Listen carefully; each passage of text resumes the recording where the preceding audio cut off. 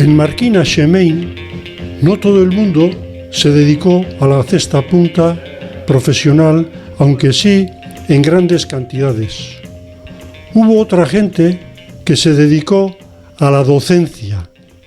Uno de ellos es Miguel Ángel Bilbao Arechavaleta, pero no solamente se dedicó a la docencia, sino siguiendo a sus inquietudes intelectuales, también ha ejercido de historiador local, por lo menos. Es autor de 4 libros que yo sepa, ¿no? Uno de ellos es el sobre las fiestas éuskaras de Marquina, el año 1883, luego también sobre la villa de Marquina Xemein, el grupo alpino Artibay, y luego el libro que queremos comentar hoy con nuestro invitado, se trata de Cesta Punta, los profesionales de la especialidad.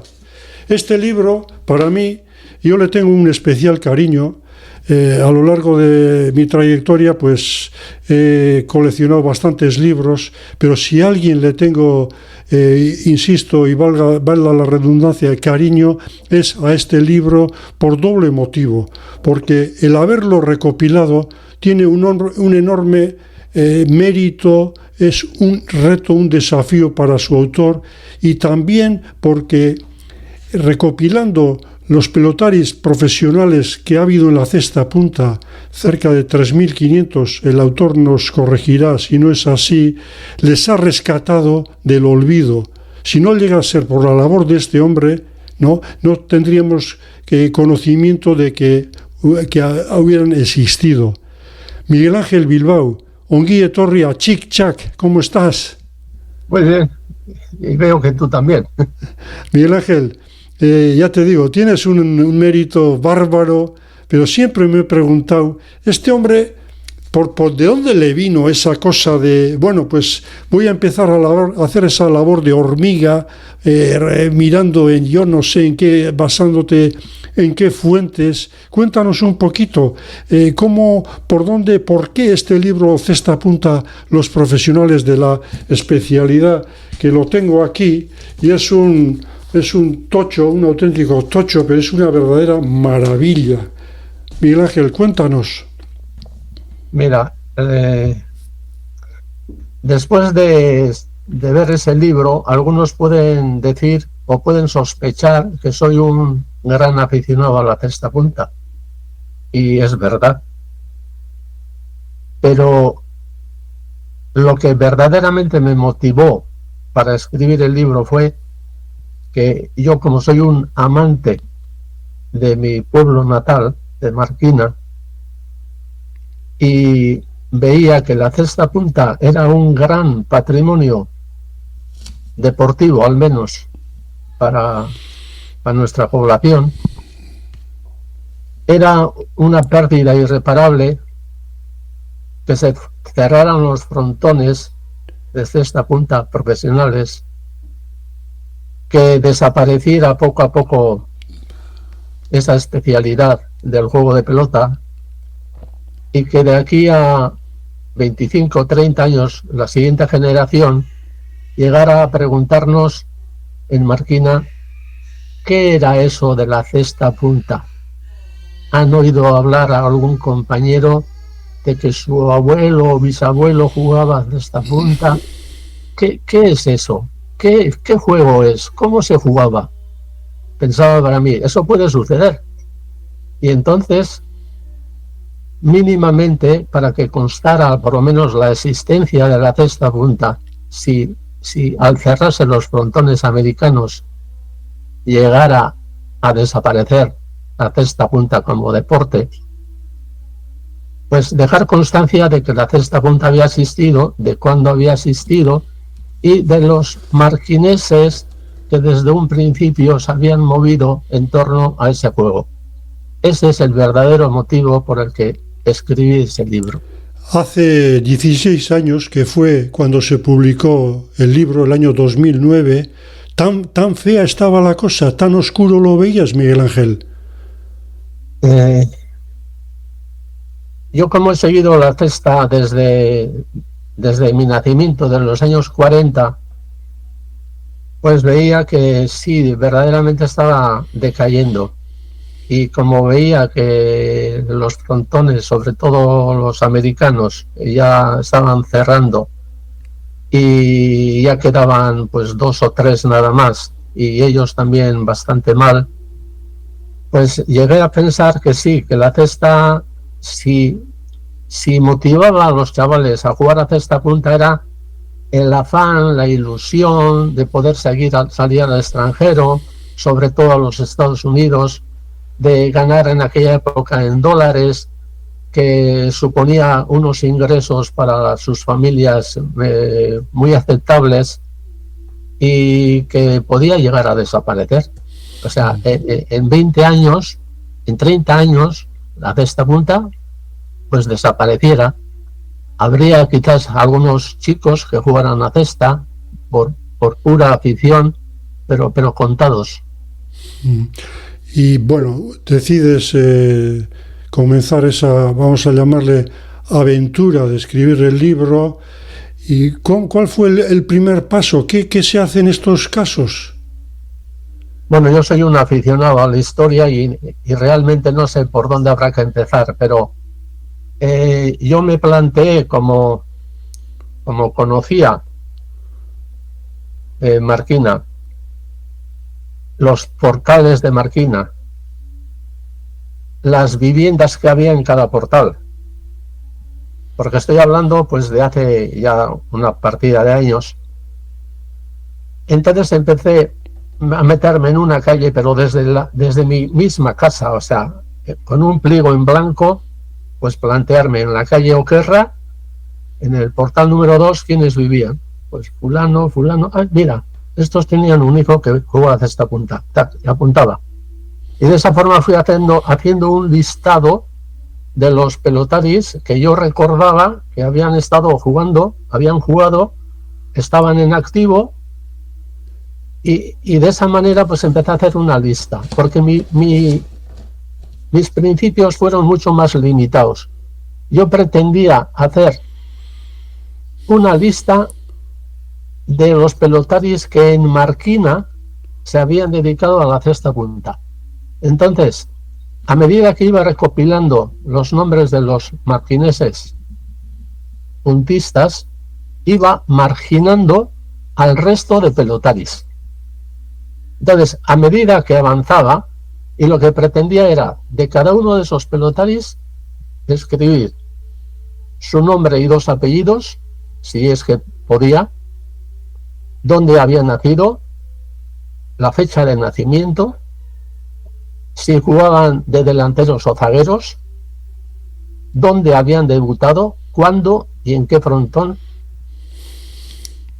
qué lesiones importantes habían tenido a lo largo de su carrera y cuál había sido su itinerario profesional, por qué frontones habían pasado, en qué temporadas o en qué años, y si habían fallecido, dónde habían fallecido y la fecha de defunción del pelotario correspondiente.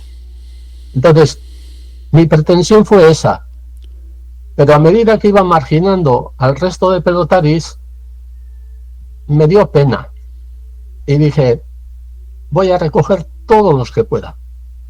Y entonces empecé a añadir a mi lista primitiva, que ya iba avanzando y alcanzaba los 300, se acercaba a los 400, fui añadiendo el resto de pelotaris. 400, Miguel Ángel, 400 solo de Marquina. Solo de Marquina. Sin tener en cuenta la comarca, es decir, Barinaga, Iturreta, etcétera, etcétera. Bueno, Iturreta, Barinaga es Marquina. Marquina. Es Marquina. Lo que no tenía en cuenta es a los de Echevarría, que están a 2 kilómetros y medio de distancia, a eso no les tenía en cuenta. No son de Marquina. A los de Berriatúa no son de Marquina. Es decir, solamente marquineses. Bueno, Marquina y Semén. Pero claro, antes eran 2 municipios, pero ahora es 1. ¿Sabes? El nombre de nuestra población es Marquina Semén. Entonces, a los que habían nacido o en Marquina o en Semén, 400. Es que para mí, cuando empecé esto tontamente, llegué a unas a una serie de conclusiones que me hicieron pensar que la vida de la Cesta Punta en Marquina era muy de tener en cuenta, porque abarcaba pues 120, 130 años de la vida de marquinesa, todo lo que había repercutido en la población, en los mismos chavales, en que estuvieran estudios o no tuvieran, porque eran chicos que abandonaban los estudios a los 14 años. Entonces, todo este tipo de repercusiones, y lo mismo el número de pelotaris que se habían dedicado profesionalmente, porque si hablamos de aficionados, se puede decir que la mitad de la población jugó a cesta punta en algún momento. Pero solamente profesionales 400. Entonces, mirando solamente a los que van detrás de Marquina, entonces me di cuenta de que era, pero con unas diferencias enormes. Si hablamos de 400 para Marquina, los que siguen son los pelotarios de Motrico, que no alcanzan los 125 o 125 andan por ahí. O sea, pasamos de 400 a 125. Motrico es una población quizás algo mayor que Marquina. Detrás vendrían los de Ondarroa, unos 115. Claro, esto no se puede decir exactamente cuántos. Yo me puedo olvidar de 2, de 3 o de 4 o de 5, ¿no? Guernica anda por los 100. Cuando veo yo libros escritos de pelotaris de Guernica, me doy cuenta que en Guernica meten a los pelotaris de Ajánguiz, de Mendata, de Cortezubi, de poblaciones que están alrededor de Guernica. Si tuviera yo ese tipo de consideraciones, los 400 quedaban chiquitos, porque en Marquina venían a jugar a Marquina, a aprender a jugar a Marquina, pelotaris de Ibar, del Goibar, de Ondarroa, del mismo Motrico, etcétera, porque el frontón de Marquina pues también es de tenerlo en cuenta. Dentro de la historia de la pelota, el frontón de Marquina no es tan espectacular como el de Guernica, pero creo que cuenta mucho. Luego entramos en ese tema del frontón de Marquina, porque por supuesto que ha tenido una importancia enorme en el devenir de la cesta punta. En la comarca de Marquina has mencionado que los de Guernica incluyen a Xánguiz, a Cortezubi, etcétera. Si tenemos en cuenta la comarca de Marquina, es decir, Marquina, Xemein, Echevarría, Berriatúa, sin ir hasta Ondarroa, podemos hablar de que un 35% del total de los profesionales de la cesta punta han estado vinculados a la comarca. Probablemente no. Habría que hablar de cifras más bajas, porque yo considero que yo he conseguido hacer una lista de unos 3.500. Por muchos que me haya olvidado, creo que no pasan de 4.000 los pelotaris que se han dedicado. Si tenemos en Marquina 400, solamente es un 10%. Entonces, llegar hasta el 30, o como hablabas tú, o hasta el 35, no sé qué cifra más dado la máxima. 35 aproximadamente. Sí, no podemos llegar a tanto. No. Quizás nos podemos quedar en un 20%, pero más no. Sí. Porque claro, hay que tener en cuenta no solamente los pelotaris vascos, sino pelotaris del resto de comunidades de España, mexicanos, cubanos, americanos, etcétera, etcétera, ¿no? Has comentado al principio de que tu primer paso fue hacer un censo así de portales, y en esa casa cuántos pelotaris ha habido. Luego, posterior, cuando no querías discriminar al resto, ¿cuál fue tu metodología? Bueno, a partir de los pelotaris que ya tenía, pues para mí era muy fácil preguntarles, ¿tú con quién has jugado? Cuando estuviste en Miami, cuando estuviste en México, cuando estuviste en Sevilla, ¿con quién jugabas? Pues yo tenía un compañero que era fulano. Bueno, pues ya sé fulano, ¿y de dónde era? O cómo jugaba. ¿Jugaba delante, detrás? y ya empezaba ya. Para mí el ordenador es un gargantúa. Yo le llamo al ordenador gargantúa porque todo lo que le das traga. O sea, en el ordenador puedes meter todo lo que quieras. Entonces, yo los nombres los metía. Como van por orden alfabético, pues es muy fácil entonces pues ya establecer de cada uno de ellos más datos. El primer recurso fue ese. O sea, a partir de los pelotaris que yo conocía, extenderme poco a poco al resto de pelotaris. Otra de las cosas que me vino muy bien fueron los programas, por ejemplo, en América, en los Estados Unidos, los programas de cada frontón. Empezando pues desde que se abrió el frontón de Miami, por el año 26, pues en los programas que iba consiguiendo, pues a través de otros pelotarios, ¿guardas algún programa en casa? ¿Me puedes dejar? Lo quiero copiar. Entonces ya me iban apareciendo nuevos pelotaris. Entonces, a partir de esos, ya empezaba a conseguir poco a poco teléfonos. Oye, ¿me puedes ceder el teléfono de tu amigo? ¿Tú con quién ahora tratas? Pues yo trato con fulano. ¿Tienes el teléfono de él? ¿Me puedes dejar? Hablaba, llamaba por teléfono. Llamadas telefónicas he tenido miles de llamadas a los pelotaris. Me presentaba, decía quién era, lo que pretendía, y entonces poco a poco, pues ellos ya sabiendo quién es el que te llama, aunque no le conozcas, y sabiendo lo que está haciendo, el trabajo que está haciendo, pues me facilitaban datos. ¿Me puedes dar tu ficha? Y a todo el mundo le gusta decir, pues sí, yo he jugado en tal sitio, en el otro, no sé qué, aquí estuve 3 temporadas, en el otro. Y mientras vas hablando, te van aportando otro tipo de datos de frontones o de datos de personas, o sea, de compañeros de profesión. Y de esa manera, pues fui añadiendo. Otro de los métodos de lo que me valí para proseguir fue el archivo del Montepío.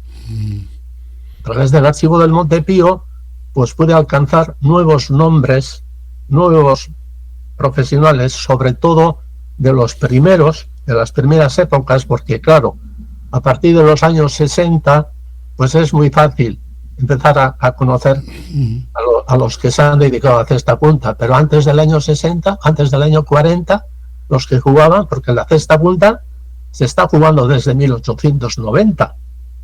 Entonces, desde entonces, aquellos primeros pelotaris, entonces, a través de libros que se han publicado, me estoy acordando ahora no recuerdo el nombre de él, pero tiene publicados dos libros sobre la cesta punta en Cuba. Sí, Muñiz, Antonio sí, Muñiz. Antonio Muñiz, sí. Justamente. Entonces ya me va aportando nuevos datos. Entonces he recurrido pues a revistas, a periódicos, y claro, para mí lo importante era obtener un nuevo dato. Para mí una fecha de nacimiento de un pelotari, para mí era una joya. Porque claro, puedes decir fulano, pero ese fulano, ¿cuándo nació? Y yo el poder decir tal día, tal mes y tal año nació, y dónde nació, ¿no? Era muy importante para mí. Y de esa manera, pues, tardé como unos 10, 12 años, ¿eh? Sí. Desde que empecé con los primeros datos hasta que salió el libro, pasaron de 10 a 12 años. O sea, ha sido una labor muy intensa. Bueno, ¿tienes constancia desde cuándo existió el Montepío? Hombre, sé que se fundó en Barcelona por los años 10, pueden ser, o estoy exagerando. Ahora mismo no sé, como de memoria me cuesta mucho tener delante las fechas y demás. Tengo siempre que recurrir a mis apuntes para verlos, ¿no? Para la gente joven que la palabra incluso le pueda sonar extraña, Montepío, ¿qué función cumplía el Montepío de los puntistas? Pues era una especie de seguridad social que claro, ¿cómo voy a decir? no podía pretender grandes cosas porque tampoco disponía económicamente de unos fondos exagerados. Yo lo que sé es que en cada frontón, en cada cuadro había un pelotari que hacía un poco la labor intermediaria del Montepío, el que se encargaba de cobrar a sus compañeros una cuota que pasaba a la tesorería del Montepío. ¿Qué se hacía con esos dineros? Pues, por ejemplo, yo revisando un poco el archivo de ellos, pues veía que cuando un pelotari pues tenía un accidente serio o una enfermedad grave, pues procuraban auxiliarle económicamente. No sé, es que ahora no recuerdo así con exactitud la labor que iba desempeñando, ¿no? Pero bueno, tenía su labor. Lo que pasa es que era muy difícil porque ya el hecho de que hubiera una persona en China cobrando cuotas del Montepío, que si un pelotari después te pago, y ese después es más después, y entonces le cuesta mucho reunir todo ese dinero para enviarlo después a Montepío, que quizás no lo enviaba, sino cuando volvían aquí, pues entonces lo entregaba. Pero esas maneras de trabajar yo no las veo personalmente muy válidas. Ya. Entonces puede haber mucho... Sí. No sé. Hiciste miles de llamadas, múltiples viajes, me imagino, a un pueblo y a otro para contactar con las familias. Sí, por cierto, te voy a interrumpir. En Guipúzcoa, pero se entregaron a mí. O sea, tengo unos recuerdos muy bonitos de familias de Guipúzcoa, que cuando fui a interesarme por su padre o por su hermano o por su marido, etcétera, pues me atendían divinamente. Me acuerdo en Pasaya, una señora que me dijo: pero vienes desde Marquina a interesarte por mi difunto marido. Se extrañaba la mujer. Y sí, para mí su difunto marido es un señor muy importante. Ya solamente ese hecho hacía que me abriera la puerta y que me dejara entrar, que me facilitara un álbum con fotografías de su marido, y a mí me permitía hablar con ella distendidamente, dándome ella pues datos que para mí eran muy valiosos, hasta el punto de que estaba con su cuñado, y su cuñado, al saber que yo era de Marquina, me dijo: ya conozco Marquina. Y le dije: vaya. ¿Y cómo así? Me dijo: en tiempo de guerra estuve en Marquina. Yo trabajaba en el frontón. Me dije: ¿en el frontón de Marquina? ¿Trabajando? ¿Cómo trabajando? Me dijo: sí, yo era mecánico. ¿Mecánico? ¿Y en el frontón de Marquina?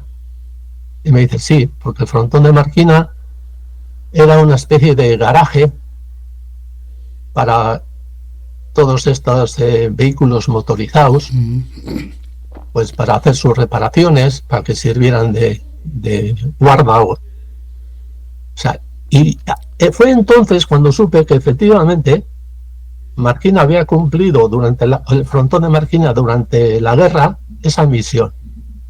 Y también así pude entender que después de terminada la guerra tuvieran que pasar 10 años para poner nuevamente en funcionamiento el frontón de Marquina. Hasta el año 49 estuvo cerrado. Tuvimos la suerte de que el alcalde era un ex pelotari, y entonces aquel impulsó un poco el que se fuera renovando el frontón o reparando el frontón para iniciar nuevamente las actividades de Cesta Punta. Alejandro Gómez, ¿te estás refiriendo? Alejandro Gómez. Al tío Gómez que dice Tomás Goyogana. Eso es. Gómez Omar.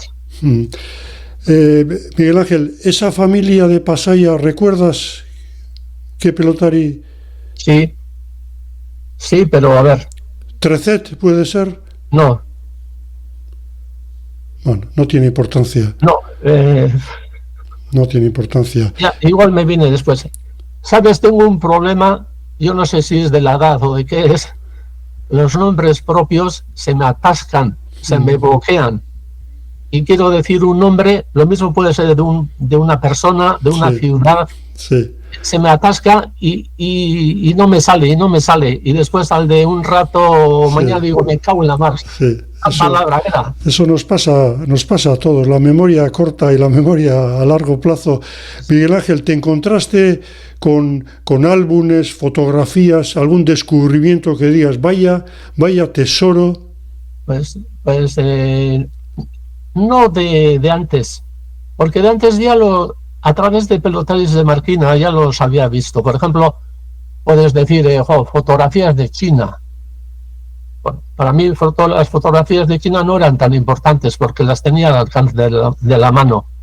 Pero que alguien me dijera que su padre había jugado en Brasil, para mí fue un descubrimiento. O sea, yo no sabía, cuando empecé con esto, que en Brasil había habido frontones dedicados a la cesta punta. Bueno, dedicados, donde se había jugado a la cesta punta.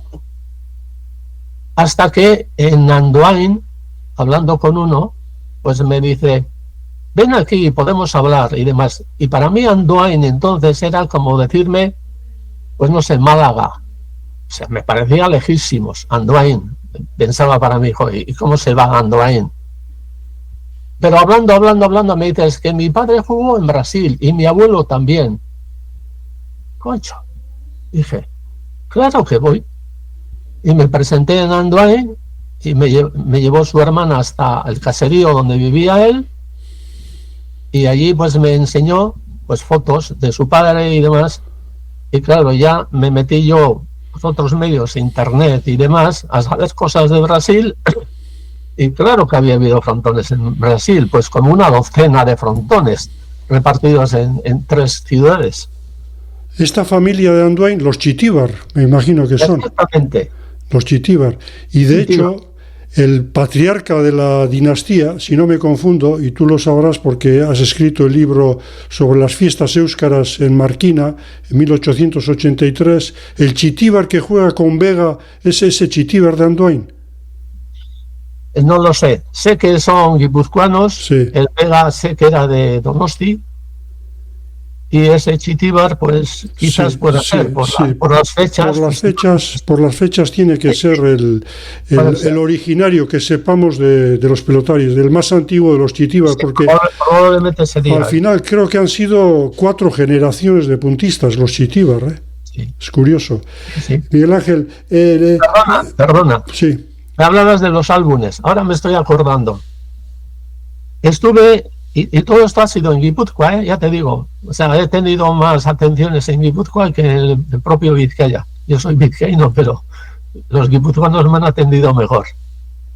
En Anoeta, que yo Anoeta para mí siempre era San Sebastián, ahí en el barrio, bueno, Anoeta, sí. Y no sabía yo que Anoeta era una población de Guipúzcoa.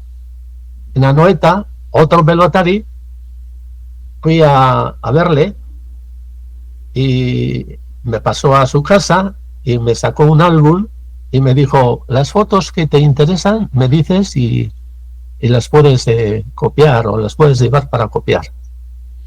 Pasó una página y la otra y la otra y la otra, y al final me dice, creo que te están interesando todas.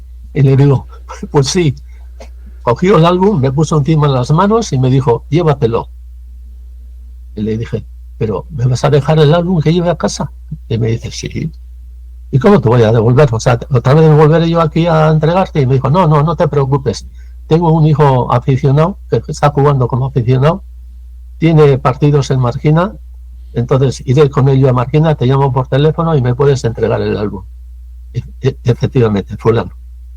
Y lo hicimos de esa manera. Este que ya te estás imaginando quién es, sí.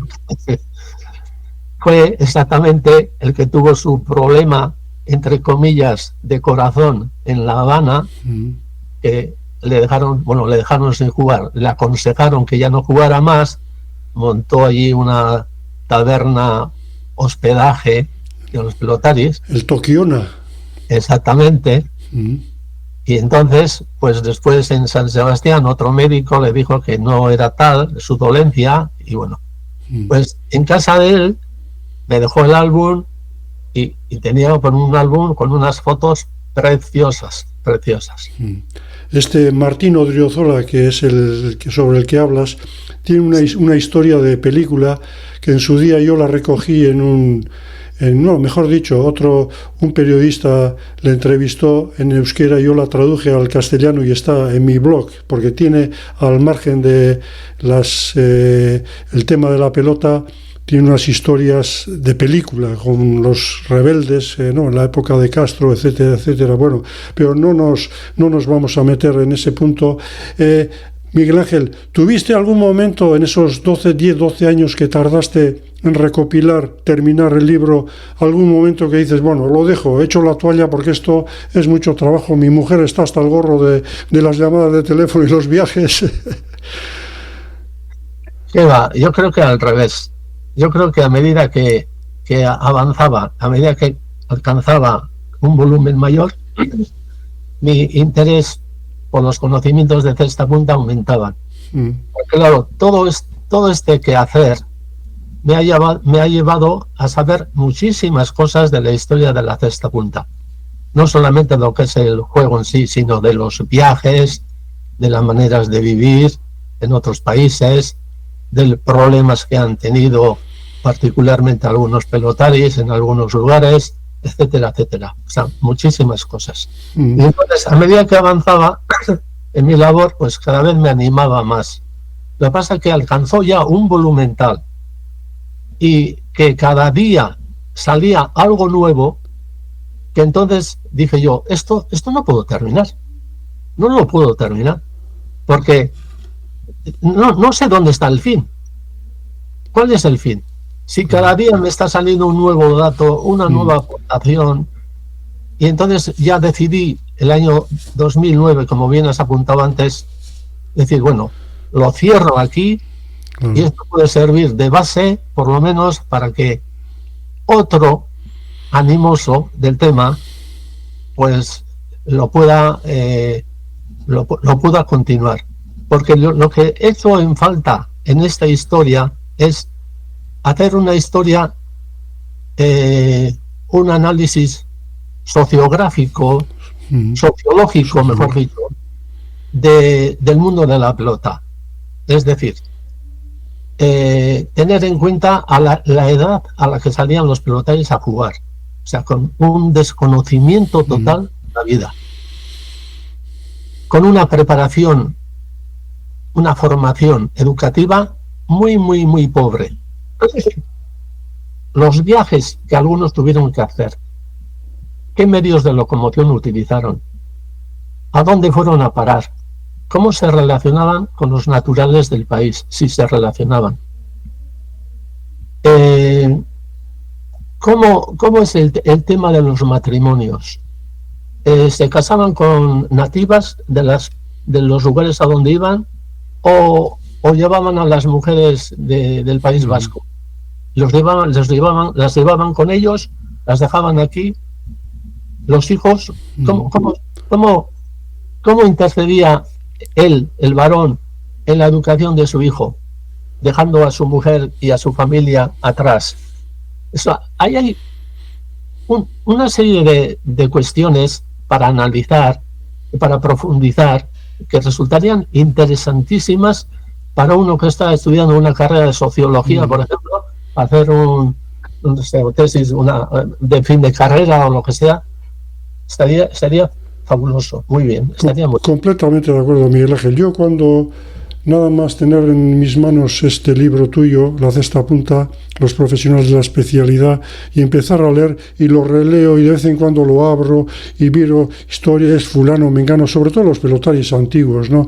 Digo yo, y pensar que detrás de cada uno, dentro de cada uno, hay una historia, no hay una historia que puede ser de película en la mayoría de los casos, y no me estoy refiriendo a las grandes figuras, ¿no? Porque los más mediáticos o de los más que se habla, pues son los de siempre, ¿no? Pues Guillermo, Erdoza Menor, Pistón, Ituarte, Chucho Larrañaga, pero habrá cantidad de gente ahí que tiene vida totalmente novelesca. A mí me llama la atención la que estás leyendo, por ejemplo, ¿no? Cecilio Urizar, ¿no? Está jugando en Bilbao, luego se va a Barcelona sin contrato, allí, bueno, le ven jugar y le dan trabajo, por así decir, luego con, no sé si con 20 años se va al Cairo a jugar, y del Cairo se va, pues no recuerdo ahora, pero bueno, se va a otro continente, y del continente en continente, pero en el espacio de 1 año, o 2 años, o 3, o sea, la vida del pelotario antiguo era de nómada completamente. Sí, sí, además, mira, me estabas haciendo recordar. Aquí publicábamos una revista en la que yo participaba muy intensamente y siempre escribía algún artículo. Entonces, escribí un artículo, recuerdo ahora, que se titulaba así precisamente, Una vida de película. Y entonces era la vida de un pelotari de Marquina, que jugaba con el nombre de Marquina. Este señor me contó su vida prácticamente desde los 12 años en adelante. Entonces, como pelotari, recuerdo, te voy a hacer a grandes saltos, te voy a contar, ¿no? Porque lo demás podríamos estar aquí horas. Uh-huh. Empezó jugando en Barcelona como haciendo voluntario en la mili, y jugaba en Barcelona. Pero sale la guerra de África, temen que les lleven a la guerra, y entonces se escapan del cuartel. Creo que eran 3 pelotaris de cesta y 1 de pala. Alquilan un taxi o un coche, se van hasta la frontera, abandonan el coche y pasan a Francia. Llegan a Perpiñán, se presentan a la policía diciendo lo que son realmente, y empiezan ellos con el papeleo, pues para ver la manera de salir de Francia y buscar lugares donde puedan jugar a cesta. Entonces, este pretendía ir a México, pero un compañero se le adelantó y se fue iba a Italia. Y entonces le insistió mucho que se olvide un poco de México y que vaya con él a Italia. Bueno, ya consiguió también por mediación de su amigo el contrato y se fue a Italia. De Italia pasó a Egipto, jugó en Alejandría primero y después en el Cairo. Gracias al hijo del embajador de España en el Cairo, consiguió una especie de amnistía, le hicieron volver a Barcelona a terminar de cumplir la mili. Y después le dejaron ya libre. Y entonces se fue a México. En México, estando jugando, uno de esos días es atracado en el vestuario. Incluso el atracador le disparó, porque él se enfrentó al atracador. Me enseñó la cicatriz que tenía. La bala le cogió un poco de refilón. Entonces le lesionó la muñeca. Le dejaron sin contrato, pero de un frontón de México pasó al otro. Estando jugando en el otro, viene un amigo y dice: me voy a China, he conseguido contrato para jugar en Shanghái. Este hizo también sus gestiones y se fue a Shanghái con la mujer y 2 hijas. Ya tenía 2 hijas. Me contó las peripecias de ahí, de China. Jugó también en Tianjin.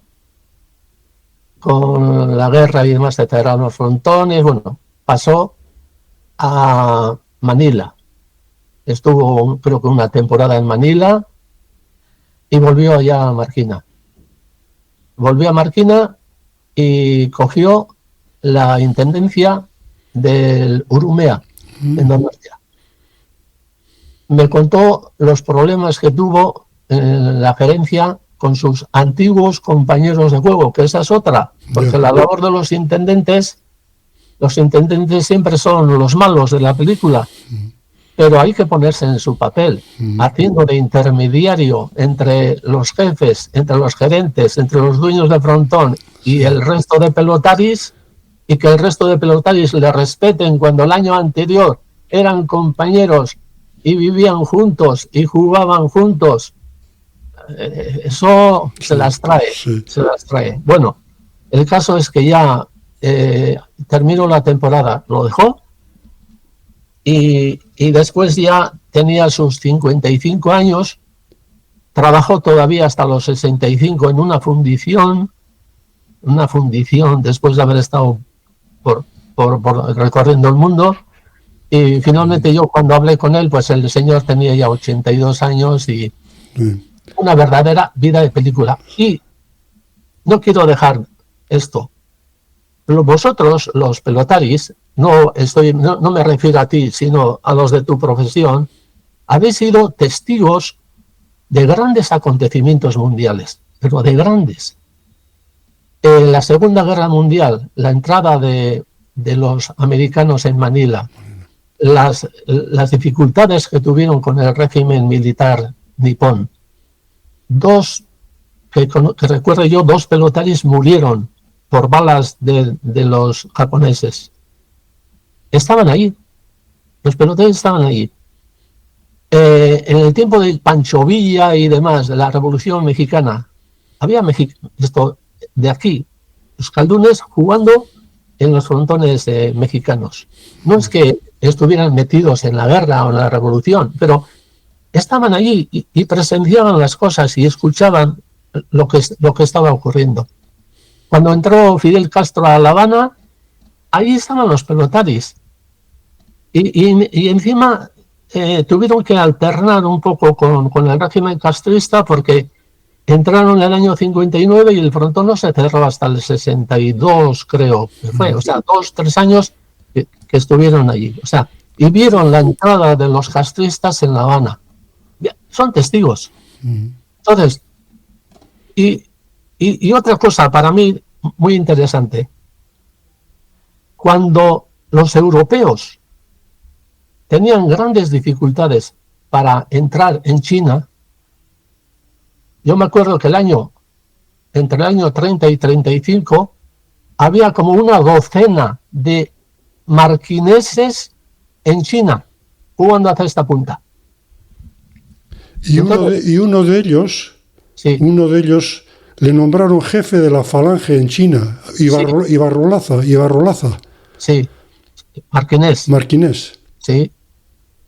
Y para mí fue un descubrimiento, porque dentro, como te decía, haciendo yo este tipo de trabajos, las cosas que me han ido saliendo sin pretenderlo, fue cuando me enseñó una foto y digo yo, ¿pero estos qué hacen aquí? Un cuadro de pelotaris vestidos de falangistas y en las paredes las fotos de José Antonio Primo de Rivera, de Franco. Decía, ¿pero esto qué es? Y me dijo, este es el consulado de España en Shanghái. Este es el cuadro de pelotaris de Shanghái. Y Miguel Ángel, hubo una partida de pelotaris que secuestraron al cónsul español en China.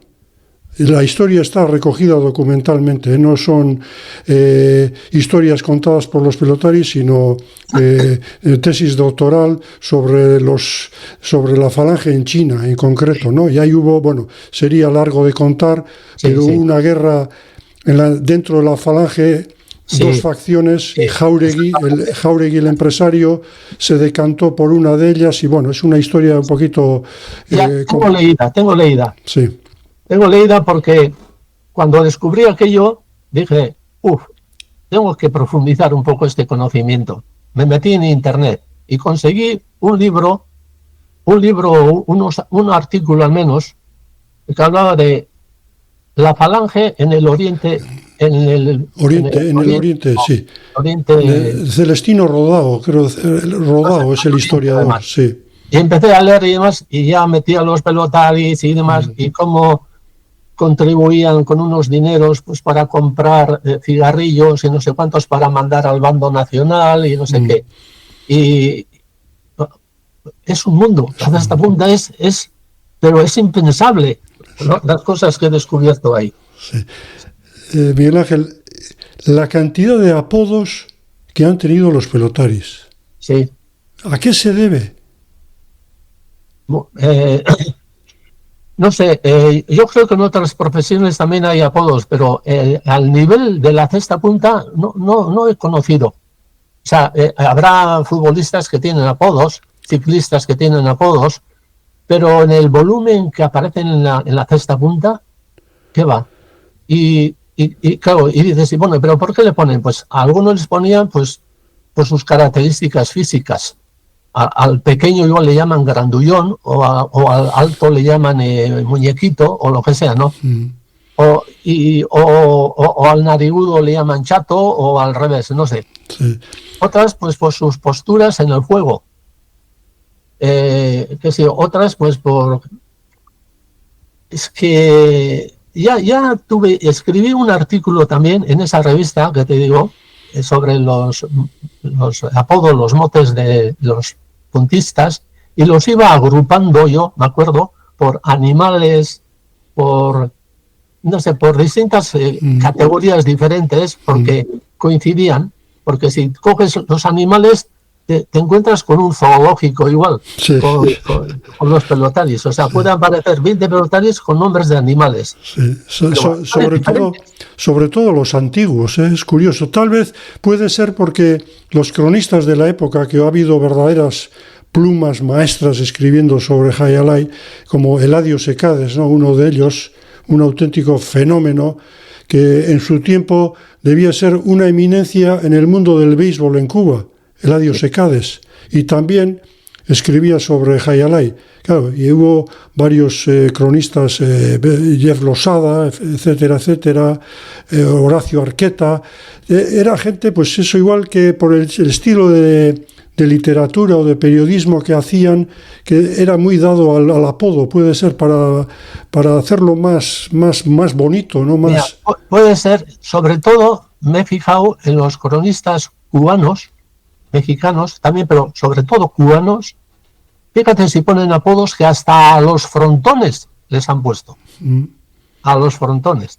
Que es el Palacio de las Luces, que si el Palacio de los Gritos, la Bombonera, eso es. Etcétera, etcétera. O sea, quiero decirte que hasta a los frontones, no se limitan a los profesionales de la cesta, sino hasta a los frontones. Miguel Ángel, ese libro tuyo del que estamos hablando ha tenido 2 ediciones. Está agotado, por supuesto, no hay manera de encontrar un ejemplar. ¿Te has planteado una tercera edición o es algo que está fuera de tu mente? Está fuera de mi mente, y te voy a explicar la razón. Cuando se publicó este libro, el libro de costo salía entre 70 y 75 euros. Se vendió a 30 a 36 euros. Se hizo una concesión especial a la gente de Marquina y se vendieron a 30 euros. Al resto a 36. ¿Me explico? Sí. Bueno. ¿Por qué? Porque estaba patrocinado por el ayuntamiento. Eso el año 9. Han pasado 16 años. Tú sabes que en 16 años los costos han aumentado muy considerablemente. Si este mismo libro sale hoy, puede llegar a salir de imprenta a un precio de unos 85 euros. ¿A cómo vas a vender si no hay patrocinio? Ya. Y otra cosa, a la hora de vender, el que va a comprar y le dices, esto tienes que pagar 60 euros o 50 euros. Y te dice enseguida, ¿cómo? Si mi primo compró y le costó 30 o le costó 36 euros, ¿me pides 60? Ya. ¿Y hay posibilidad de digitalizarlo? Se hizo un intento de digitalización, aquí en Marquina hicimos, pero yo, como no soy experto en ese tema de los ordenadores y de las digitalizaciones, etcétera, quiero decirte que se hizo, pero no sé el por qué desapareció. No te puedo dar razones. Y como estaba un poco molesto, tampoco he pedido a nadie razones de por qué desapareció, porque es una cosa extraña.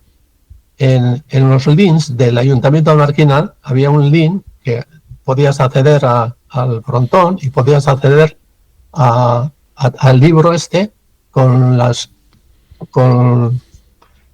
con el historial de cada uno de los pelotarios, la foto y demás. Era igual que el libro. Lo único, todavía peor, fue que no estaba por orden alfabético. Entonces, para encontrar un determinado pelotari te tenías que pasar y pasar hasta encontrarlo.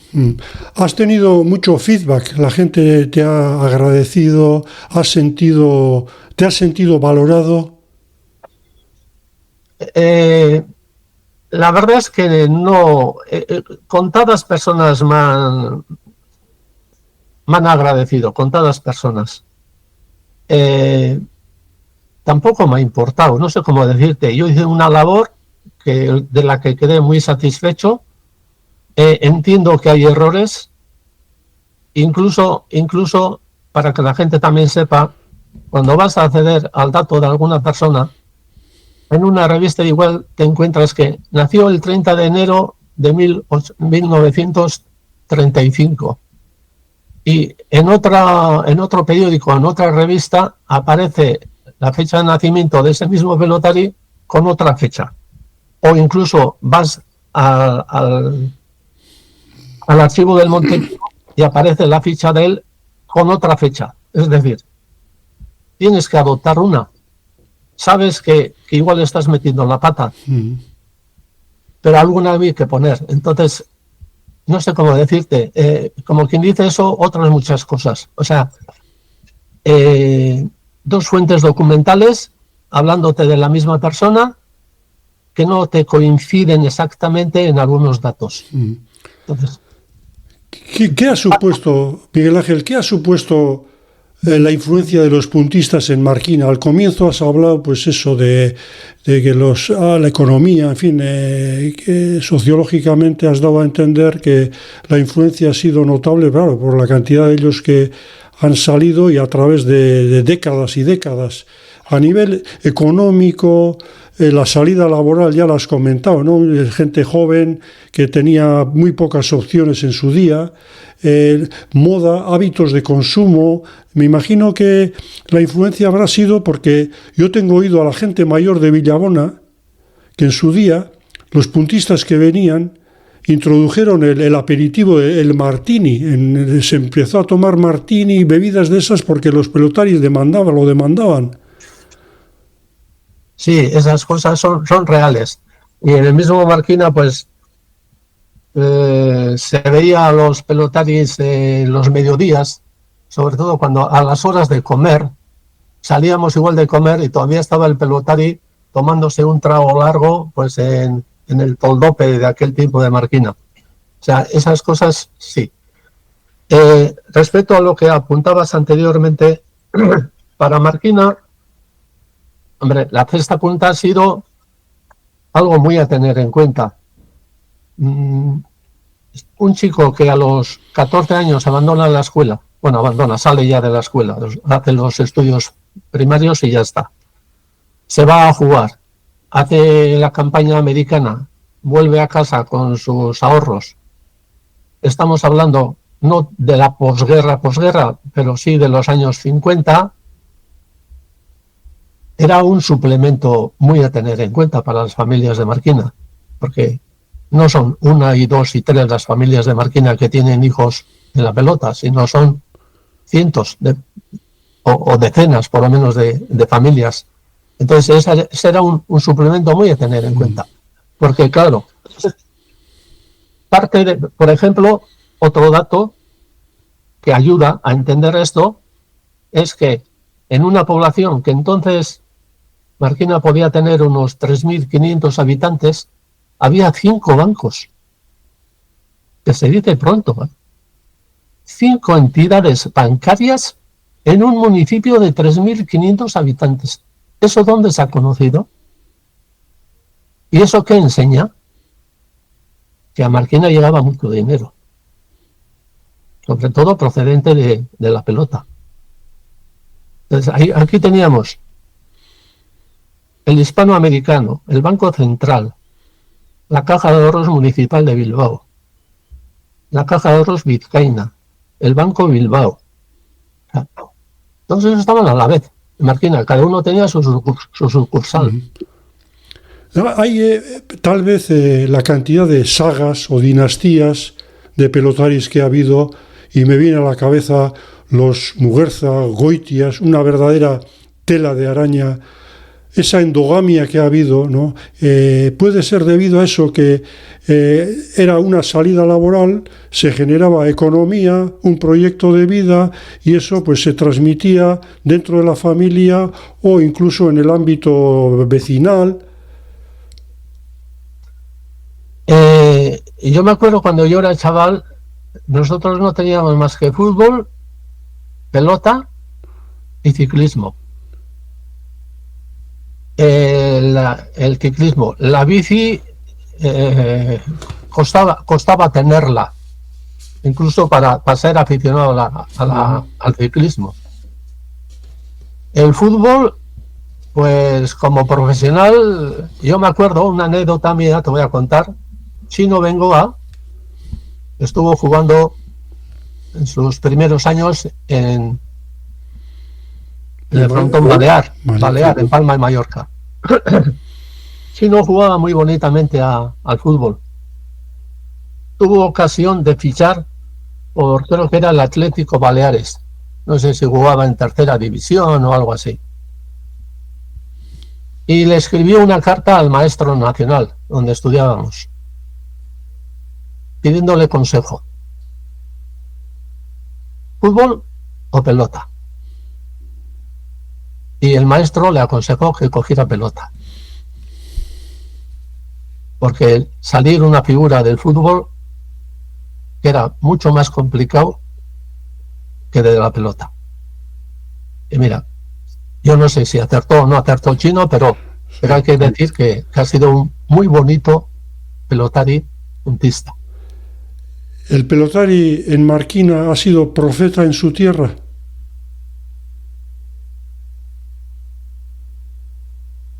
A ver, yo creo que se les veía como personajes de otro mundo. Aquí lo único que tenían los chavales era el acceso a la empresa, a la fábrica. En Marquina había pequeñas empresas, pero había una a la que llamábamos la fábrica, que fue la Esperanza y CIA, Sociedad Anónima, que se dedicó sobre todo al armamento, a los morteros, construcción de morteros.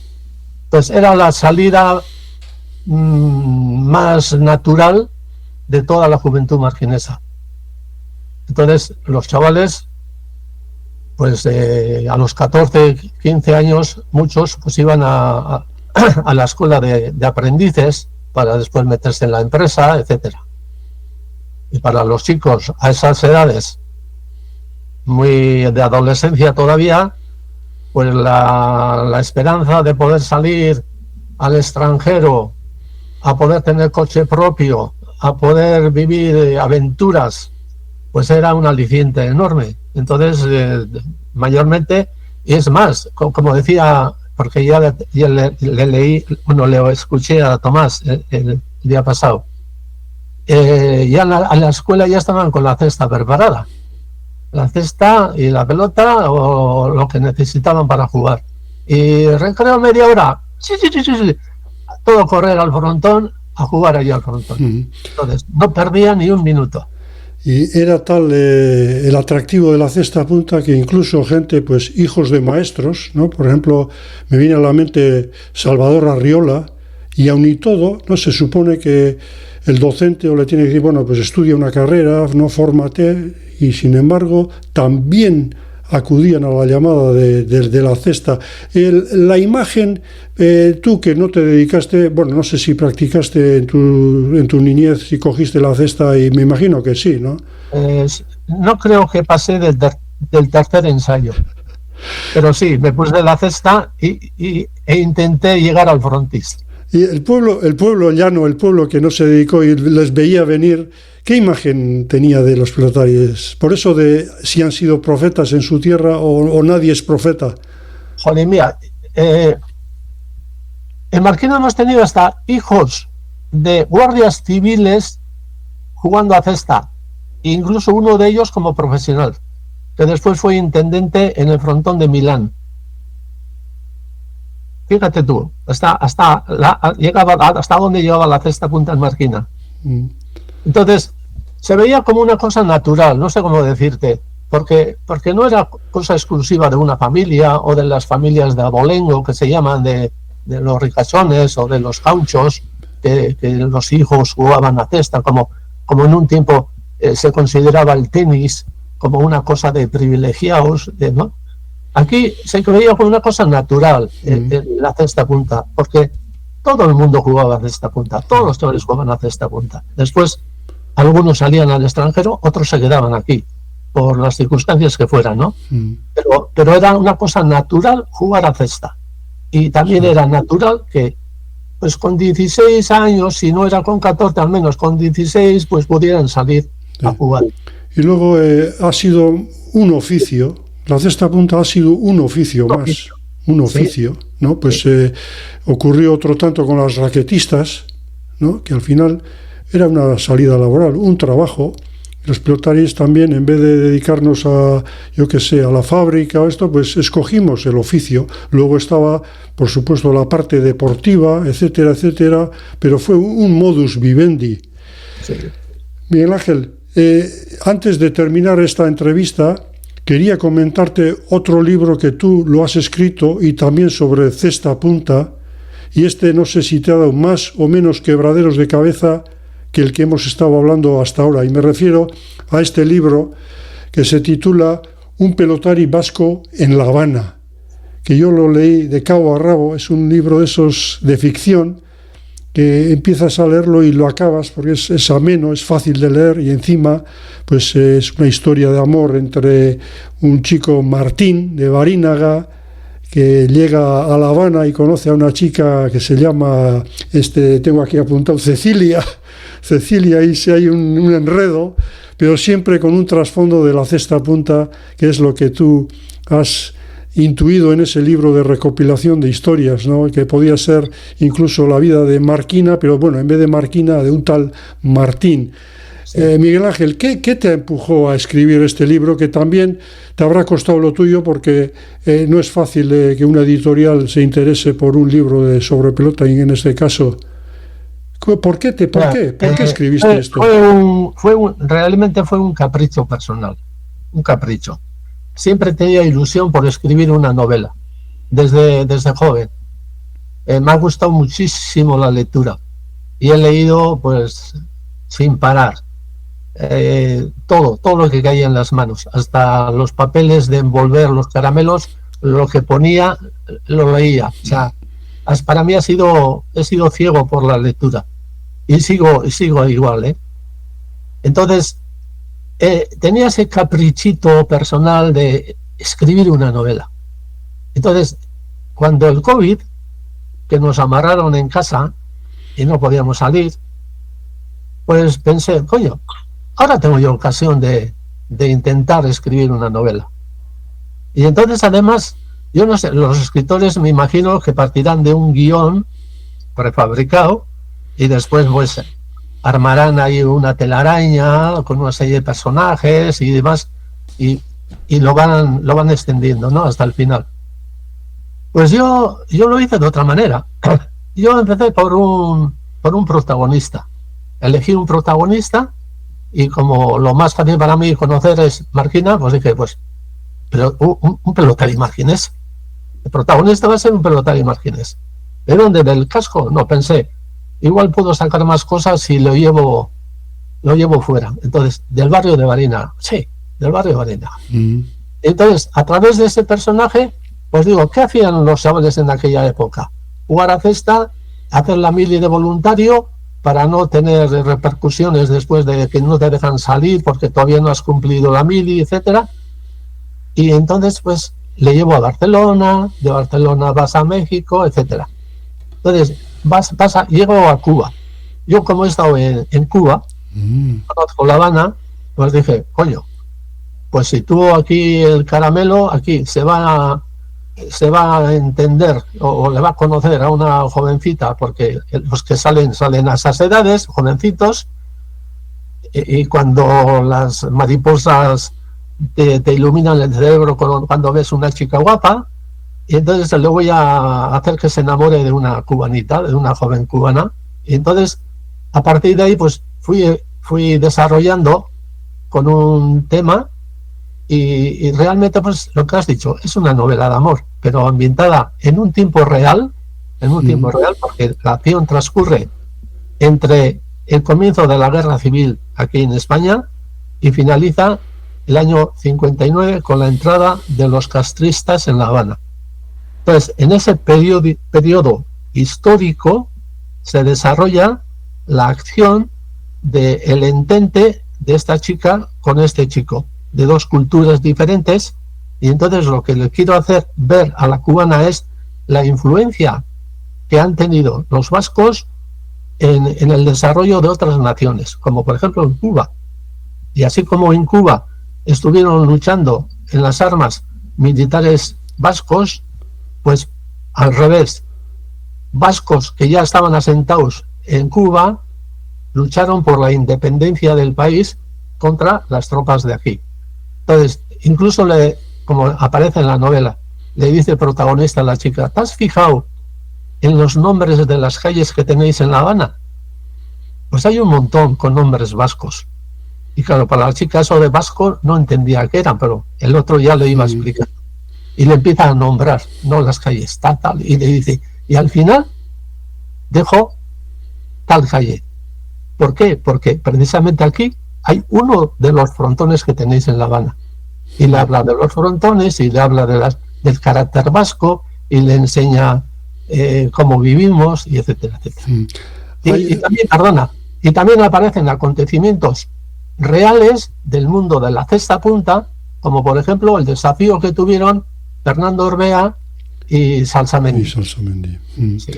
Y también haces mención a ese partido histórico que se jugó en el frontón de Marquina, que da inicio a lo que es la época moderna de ese frontón, cuando el año 1949, que es cuando se da la función entre el primer partido Ibarlucea, Tarzán, Ermua, Félix Areitio contra Jauregui, Osa y Aldecoa, y el segundo partido José Luis Salsamendi y el Moro Uriona contra los hermanos Muguerza. Eso también viene documentado en este libro, que ves, por eso es interesante, aparte de la trama amorosa, etcétera, etcétera, que metes ahí cuñas históricas que enriquecen el libro. Y otra cosa que me ha llamado la atención es los dejes que utilizas, ¿no? Eso, el léxico cubano, ¿lo sacaste de tu estancia en La Habana? No, de internet. Ah, de internet. De internet. Porque, no sé, para hacerlo como más familiar o no sé cómo decirte, o más íntimo, pues procuraba utilizar en algunos momentos expresiones cubanas propias del habla coloquial cubana. Sí. Y entonces pensaba que eso le iba a enriquecer a la novela. Y lo hace. Y además el que yo me lo trago, o sea, decía, Miguel Ángel, coño, ha estado allí, le ha contado algún pelotario, se ha documentado muy bien, ¿eh? Sí. Bueno, tienes que documentarte, de alguna manera te tienes que documentar, porque no puedes decir, no sé, exageraciones o cosas que no son ciertas o demás, ¿no? Porque tienes que procurar ceñirte un poco a la realidad, pero bueno. Sí, has hablado de la aportación de los vascos en Cuba, etcétera, etcétera. Hay un libro que seguramente conocerás de un no paisano tuyo, pero su padre fue paisano, Salvador Arriola, entre Robles y Ahuehuetes. Tengo una gran amistad con el hijo de Salvador Arriola Pelotari. Con Iker. El político. Iker. No, Iker jugó también a cesta punta. Eso es. Pero Iker es nieto. Es nieto, pero el autor del libro es el padre de... Pero el padre de Iker. El padre de Iker, Salvador, que tiene el nombre de su padre. Este fue diplomático mexicano, pero de altura. Quiero decir, embajador en creo que fueron dos países diferentes, un Brasil y algún otro país sudamericano. Fue embajador de México y después otros cargos también medio políticos, medio económicos, y ahora actualmente vive en Madrid. tengo una gran amistad con él. Es más, ya te puedo añadir, el año 24, el año pasado, estamos en el 25, ¿no? Sí. El año pasado me llamó por teléfono y me dice: Miguel Ángel, ¿te acuerdas que este año son los 100 años del inicio de la Cesta Punta en Miami? Y le digo: sí, el Hialeah, o Hialeah, no sé cómo se dice en inglés, Hialeah. se abrió el año 24. Y dice: pues son 100 años. Estaría bien que apareciera eso, hacer una referencia y que apareciera en alguna publicación, en algún periódico. Y le dije: bueno, pues yo voy a intentarlo. Y además le dije: mira, si no te parece mal, estoy dispuesto a escribir un artículo. Y me dijo: estupendo. Y le dije además: mira, te lo mando y después lo corriges a tu manera, le añades lo que quieras y que pueda pasar a la prensa. Se hizo un primer intento aquí en Marquina, a través de Marquina, en el correo, que no fructificó. Y después, una vez escrito yo el artículo, le mandé a él, a Madrid. Y me dijo: oye, sí, ya me ha gustado y demás, voy a añadir alguna cosita y a ver si aquí consigo. Pasó todo el año y no apareció. Porque esa es otra. Cuando hablas de pelota en Miami y demás, todo el mundo está pensando en el Biscayne, el año 26 en el Biscayne. Y hay mucho desconocimiento, porque un pelotari, digo: sí, porque la Cesta Punta empezó el año 26 en el Biscayne. Y dije: no. Y sí, porque yo sé a ciencia cierta que sí, en el 26 y demás. Y dije: perdona, pero no. El año 24 hubo antes otro frontón, que un ciclón o una de estas ventoleras de la zona se llevó el tejado y desapareció. Y el año 26 se abrió el Biscayne. Sí. Hay un amigo y colaborador de este podcast que es Miquel Gaztañaga, hurga en las hemerotecas y tiene un dossier amplísimo de hemeroteca sobre el Hialeah, sobre el Biscayne. Como el año que viene se va a ser el centenario de la apertura del Biscayne, que luego se llama Miami Hialeah, pues le vamos a dar cobertura, porque merece la pena al menos el transmitir el conocimiento con rigor histórico, me refiero, así como el rigor histórico a veces brilla por su ausencia, como es el caso de el primer frontón en Estados Unidos en San Luis, Missouri. Pues no es así, fue en San Francisco. Exactamente. Y las hemerotecas están ahí, pero si recurres a internet, San Luis, Missouri, no es así. No. Hubo un espacio muy corto de tiempo, que tú sabrás mejor que yo, todo eso, que se jugó en San Francisco, los nombres de los pelotaris, el Eder High en el Central Park creo que se llamaba, de la ciudad de San Francisco, pero bueno, era como una pequeña... Ahora no recuerdo exactamente, no sé si no se llamaba Eder High, el de San Francisco, me suena, sí. Pero bueno, sé que fue una cosa de muy poquito tiempo y más bien en plan de exhibición y demás, pero es verdad, la Cesta Punta apareció en Estados Unidos, no en Florida, sino en California. En California. Miguel Ángel, este libro tuyo, un pelotari en La Habana, un pelotari vasco en La Habana, ¿dónde se puede conseguir? Si alguno que nos escucha dice: mira, este verano, tiempo de vacaciones, una novela que se lee muy amena, muy fácil. Pues creo que me quedan unos 6 ejemplares, no más. Bueno, pues como diría el masajista del Miami Hialeah, apúrense, que solo quedan 6 ejemplares. Miguel Ángel, ¿tienes algún nuevo proyecto sobre Cesta Punta? Siempre estoy con la Cesta Punta, no la margino, o sea, eso no fue ya escrito y ya está, sino yo sigo intentando conseguir más datos, más aportaciones y demás. Eso me ha llevado a que, si en el libro aparecen, claro, uno a uno no los he contado, los que aparecen, calculo que habrá unos 3.300 pelotaris, los que figuran en el libro. Yo posterior he conseguido completar las fichas de otros 250 o algo así. Entonces ya estoy por los 3.500 o pasados. Y como dices tú, ¿tienes algún otro proyecto? Bueno, me gustaría, al estilo de este libro, escribir otro, pero dedicado exclusivamente a Marquina. Entonces, en el que hablaría de la historia de los frontones de Marquina, desde el frontón inicial hasta el actual, la evolución que ha habido, más que nada a través de lo que se suele llamar libros de fábrica, es decir, el tipo de construcción, quienes participaron en la construcción, los materiales o que se aportaban, de dónde los traían, o lo que se pagaba por ellos y demás. Bueno, la historia un poco de los frontones hasta la actual. Estaría integrado también por una especie de copia de los pelotaris de Marquina que ya aparecen en el primer libro, pero con algunas aportaciones más, con algunos detalles más.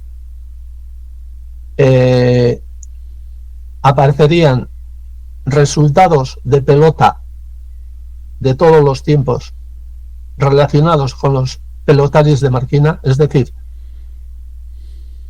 partidos en los que ha participado algún pelotari de Marquina, en qué fecha, quiénes han sido los compañeros y los contrarios y el resultado.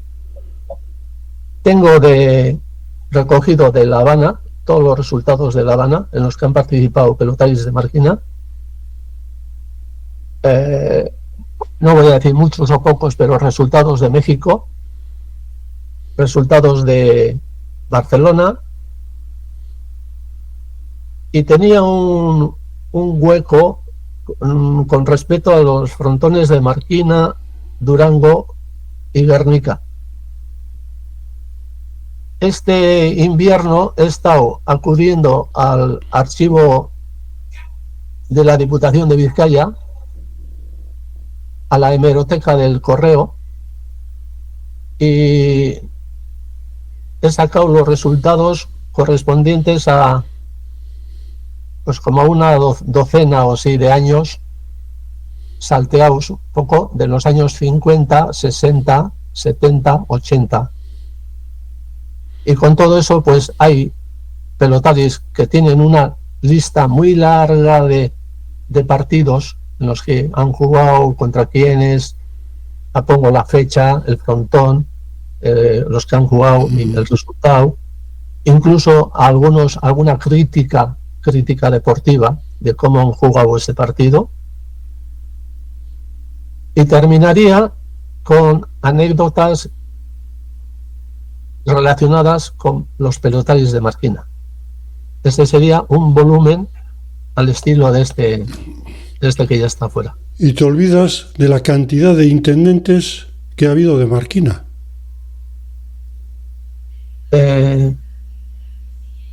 Es que hay otro volumen. A ver, para mí, mi proyecto inicial fue hacer una especie de enciclopedia de la cesta punta. Tengo una pena muy grande, que eso ya no puedo volver para atrás. Creo que con lo que yo he leído, podía haber escrito muy bien la historia real de la cesta punta. Historia. Pero de la evolución de la cesta y de los frontones por donde han pasado y demás, y de los acontecimientos políticos, incluso criminales, porque me estoy acordando de un intendente americano que le mató la mafia de ¿cómo se llama esta ciudad americana? Boston puede ser, no sé, no me acuerdo. Boston, sí. ¿Te refieres al dueño de la World High Alley? Sí. A Roger Wheeler, sí. ¿Sabes cómo me enteré de su fallecimiento? Fíjate cómo son las cosas, ¿eh? Estaba viendo yo la película de la vida de ese gángster, que no recuerdo ahora cómo es el título. pero hay una película, y es bastante reciente. Sí, Estoy hablando, Black Mass, creo que se titula, Misa Negra. estoy hablando de hace media docena de años, hace 6 años, o igual no son más. Estaba viendo la película y dos mafiosos, dos secuaces de él, se le acercan y le dicen: fulano de tal no quiere vender las acciones o no sé qué del High Alai. Cuando oí el High Alai, yo estando en la butaca, ¡pum!, salté y dije, ¿qué están diciendo? Y no está decidido y no quiere y demás. Y la respuesta del gángster, del jefe: no está decidido. ¿Y la viuda? Ya. ¿Y la viuda? Un hijo... Matarle y después ya nos entenderemos. Uno de los hijos de Roger Wheeler acaba de publicar un libro sobre el caso hace unos pocos meses. Está en inglés, pero bueno, se puede encontrar en internet para alguien que le pueda interesar el tema de esta época un tanto oscura de lo que fue el High Alai, que a mí me tocó vivir en primera persona porque yo le conocí a Roger Wheeler, estuvo en el vestuario cuando compró la compañía, pero bueno, ahora nos extenderíamos bastante en cómo fue todo aquello porque es otra novela. Miguel Ángel Bilbao, qué gusto charlar contigo. Para mí también, ¿eh? Para mí también. Además, hablando de cesta, yo estoy muy, muy a gusto, muy a gusto. ¿Sabes lo que me estoy imaginando ahora en este momento? Una charla, otro episodio, Salvador Arriola y Miguel Ángel Bilbao, los tres. Él seguro que está dispuesto porque es un hombre con un conocimiento enciclopédico y un amor al High Alai, a la cesta punta tremendo. Toda su familia, ¿eh? Sí. Sí. Es muy ameno. Sí. Me has hecho recordar, me has hablado de los intendentes de Marquina y te iba a decir algo que ha derivado después a otras cosas. Te hablaba de que yo pretendía hacer como una especie de enciclopedia de la cesta punta. Entonces, este era un volumen, pero detrás venían otros. Uno es el que te acabo de hablar sobre Marquina, el frontón, los pelotaris, los resultados deportivos, las anécdotas, etcétera. Y otro era hablar de los frontones y cuadros de pelotaris. Entonces, hablar de un poco de la historia de cada frontón donde se ha jugado a cesta punta, que es muy complicado, pero bueno, algunos pequeños datos se pueden aportar de cada uno de ellos. Fotografías de los cuadros, no de todos los años, pero vamos, de muchos años están recogidos, se pueden poner. Y con los cuadros aparece no solamente el nombre de los delanteros y zagueros, sino también de los intendentes. Entonces aparecerían los intendentes. Miguel Ángel Bilbao, eskerrik asko. Me parece que no va a ser la única entrevista, volveremos porque hay muchos temas que veo que nos dejamos en el tintero. El Museo de la Cesta Punta, ¿por qué no en Marquina? ¿Dónde mejor que en Marquina? La historia del frontón, de ese frontón, ¿no? O sea, hay bastantes temas que se puede ahondar y se puede ir llenando, ¿no?, esos huecos. Ya te dije, en un tiempo te dije que iba a titular este libro La historia interminable. La historia interminable. Pero como ya existía una película con ese nombre, pues dije, no, tengo que buscar. Y bueno, se quedó en cesta punta, ¿no? Pero te quiero decir que es mejor que queden cosas en el tintero todavía, porque eso nos permite volver a juntarnos, volver a desarrollar. Eso es. En otros. Y me parece muy bien. Bueno, y gracias a ti por haberte acordado de mí. No, yo ya te digo, yo soy este libro del que hemos hablado, le tengo un cariño especial porque me ha abierto la perspectiva sobre nuestro pasado, tomar conciencia de aquello que estaba delante y no lo veíamos el profesor nuestro, Rafael Elizondo, que le tocó vivir los años de Manila, cuando la guerra japonesa, ¿no? Que hubo 2 muertos, conocía a Pistón, Pedro Mir, no, en fin, pilotaris antiguos que si a día de hoy yo si pudiera hablar con ellos, pero como no lo puedo, de vez en cuando abro el libro y me imagino cosas que me contarían. Sí. Antes me preguntabas, ¿están agradecido? Y te he dicho, pues mayormente no, pero sí unos cuantos me han dicho que le tienen al libro, así como hay familias en las que tienen la Biblia encima de la mesilla, algunos tienen este libro al alcance de la mano, pues para consultar cuando les viene en la mente, y fulano, esto, lo otro, o oyen una conversación, o hablan con un amigo y dicen, espera, tengo que acudir al libro de Miguel Ángel a revisarlo. La Biblia de la cesta punta. Miguel Ángel Bilbao, besarkada estu bat, handi bat, eta eskerrik asko. Ya vamos a organizar un episodio en el futuro. Cierto. Bueno, un abrazo, eskerrik asko. Agur.